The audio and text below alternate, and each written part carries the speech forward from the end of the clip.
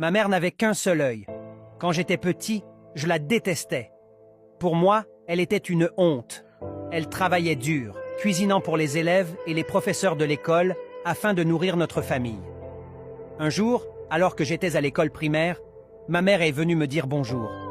J'étais tellement embarrassé. Comment pouvait-elle me faire ça? Je l'ai ignorée, lui ai lancé un regard plein de haine et je suis parti en courant. Le lendemain, un camarade de classe m'a dit « Burke, ta mère n'a qu'un œil ». J'aurais voulu disparaître sous terre. Ce jour-là, une colère immense m'a envahi. Je voulais que ma mère disparaisse pour toujours. Quand je suis rentré à la maison, je l'ai confrontée.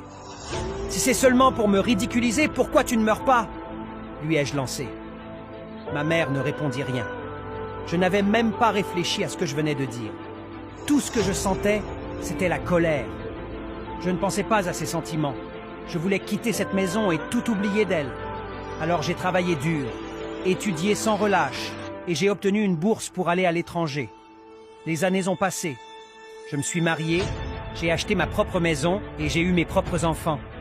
J'étais heureux. J'avais tout ce que je voulais. Un jour, ma mère est venue me rendre visite. Elle ne m'avait pas vu depuis des années et n'avait jamais rencontré mes enfants. Quand elle est arrivée, mes enfants ont ri d'elle. J'ai crié « Comment oses-tu venir chez moi et effrayer mes enfants? Sors d'ici, maintenant !» Elle a répondu doucement « Oh, je suis désolée. Je me suis peut-être trompée d'adresse. » Et elle est partie. Quelques jours plus tard, j'ai reçu une invitation pour une réunion d'anciens élèves. J'ai dit à ma femme que c'était un voyage d'affaires. Après la réunion, poussé par la curiosité, je suis allé à notre ancienne maison.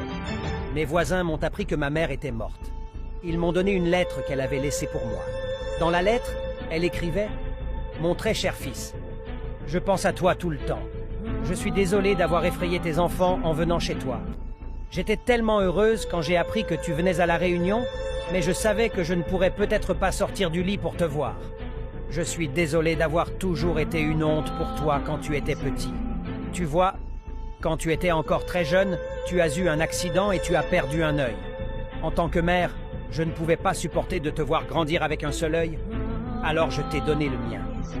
J'étais si fier de mon fils qui voyait un nouveau monde pour moi, à ma place, avec cet œil, avec tout mon amour, ta mère.